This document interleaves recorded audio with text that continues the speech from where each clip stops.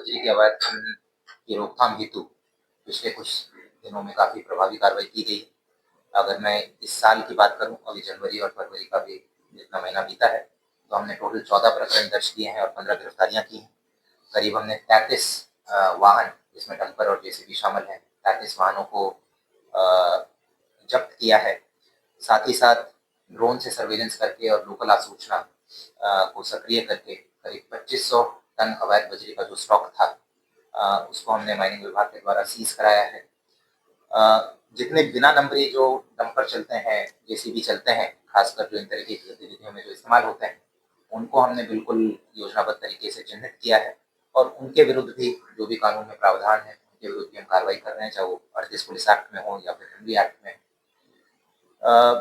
और साथ ही साथ एक और जो अभी बीएनएसएस में, भारतीय नागरिक सुरक्षा संहिता में एक नई धारा है 107, जिसमें अगर अपराध से जो अर्जित अवैध संपत्ति है, उनके विरुद्ध हम कार्रवाई कर सकते हैं। तो हमने ऐसे लोगों को भी चिन्हित किया है जो पहले के चालानशुदा अपराधी हैं या जिनके विरुद्ध प्रकरण दर्ज है, जो इस तरीके का काम करते हैं और जिन्होंने अवैध तरीके से संपत्ति अर्जित की है, उनके विरुद्ध भी हम प्रपोजल्स बना रहे हैं और जल्दी हम 107 बीएनएसएस में उनके विरुद्ध भी और उनकी संपत्ति के विरुद्ध भी कार्रवाई करें। साथ ही साथ मैं बताना चाहूंगा कि हमने काफी एक्सरसाइज करके जो भी मेन एंट्री एग्जिट पॉइंट्स होते हैं इन डंपर्स के या फिर ट्रैक्टर्स के, और जो मेन रूट्स होते हैं जहाँ से इनका मूवमेंट होता है, उनको हमने चिन्हित किया है और करीब 18 जगह हमने स्थायी नाके लगाए जो कि 24 घंटे निगरानी रखते हैं और 110 के ऊपर का जाब्ता लगा हुआ है।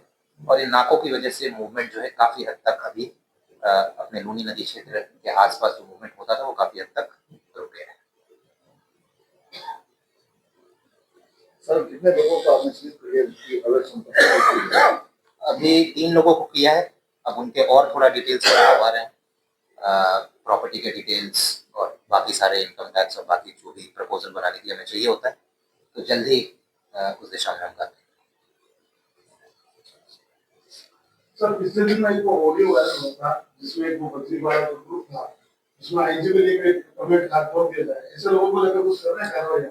बिल्कुल, ये ग्रुप हमारे संज्ञान में पहले से ही था। ये तो वायरल तो अभी हुआ था, बट पहले भी जब हमने कुछ लोगों को गिरफ्तार किया है, जब उनके फोन की चेकिंग वेकिंग की, तो ऐसे ग्रुप हमें मिले थे और करीब 950 लोगों का ये ग्रुप है और इनकी हमने, जैसा मैंने बताया कि योजनाबद्ध तरीके से इनका चिन्हित किया है, कौन अपने एरिया के हैं, कौन बाहर के हैं, कौन चालानशुदा है, कौन क्या करते हैं, और उनके विरुद्ध भी जो जो कार्रवाई बनती है, चाहे निरोधात्मक कार्रवाई करवानी हो या फिर कहीं अगर वांछित चल रहे हैं तो फिर गिरफ्तारी करनी हो, तो उसकी भी हमने एक पूरी लिस्ट बनाई है और उनके विरुद्ध हम ऑलरेडी कार्रवाई कर रहे हैं। अभी जितने हमने वाहन जो जब्त किए हैं, जैसे 33 वाहन जो जब्त किए हैं, इनमें से कुछ वाहन इनके भी हैं जो एक ग्रुप वाले हैं। तो जो भी कार्रवाई बनती है अभी ऑलरेडी हम कर रहे हैं और भविष्य में भी की जाएगी। किस कार्रवाई से अंकुश लगाई चाहिए? समाधान मेरे लेवल पर नहीं हो सकता है। मेरा काम तो है कि मेरे एरिया में अवैध खनन ना हो, वो मैं सुनिश्चित करा रहा हूँ। सर, कार्रवाई होती है तो एनजीटी का जो एक एक्ट है उसके तहत कार्रवाई की जाती है क्या?